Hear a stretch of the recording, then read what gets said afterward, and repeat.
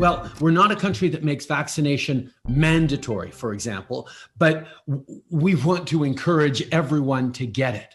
I prefer to encourage people positively. We're going to make sure that people who choose not to get vaccinated don't get on a plane or a train, don't get to work in the public service, don't get by working with the provinces on vaccine certifications and mandates, don't get to go to movie theaters or gyms or restaurants and other non-essential services. Our own public officials from the Public Health Agency of Canada did not have the science to support this policy.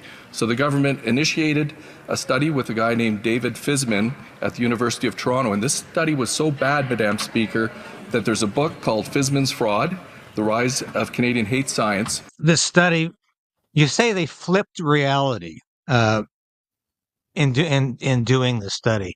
And in so saying, you mean that they basically falsified evidence, or what does that mean when they flipped reality?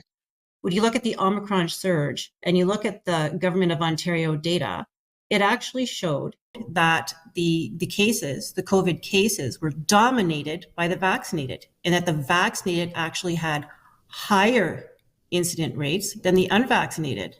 Mm-hmm. And he basically ignored real-world data and flipped the trends and then passed that off as a true reflection of events. So you're basically overwriting the Omicron surge with a fake simulation that says the opposite.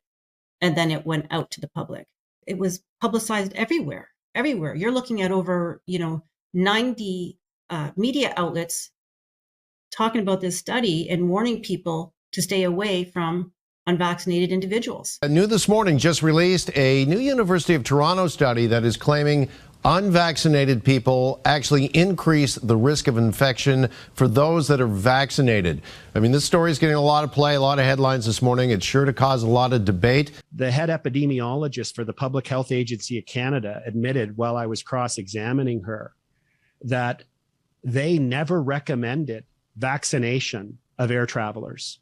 And when I put it to her that they hadn't in fact recommended vaccination, she volunteered that the reason is the scientific evidence doesn't support that it would be effective.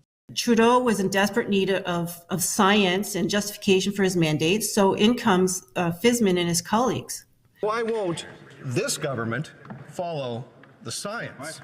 And I thank my honourable colleague for giving me the opportunity to highlight a recent study indicating that, unfortunately, the unvaccinated continue to disproportionately risk the safety of those vaccinated against COVID-19. It was used to say to Canadians that unvaxxed Canadians were a danger to vaccinated Canadians. It was the demonization of millions of Canadians. The Honourable Parliamentary Secretary. Well, Madam Speaker, the mega conservative far right is coming out. These are the anti, these are the ones that still deny the pandemic. And at the end of the day, thank goodness that the far right was marginalized back then, Madam Speaker. The bottom line is, if anyone who doesn't have a legitimate medical reason for not getting fully vaccinated chooses to not get vaccinated, there will be consequences. That it was their choice, and nobody ever was going to force anyone into doing something that they don't want to do, but there are consequences when you don't.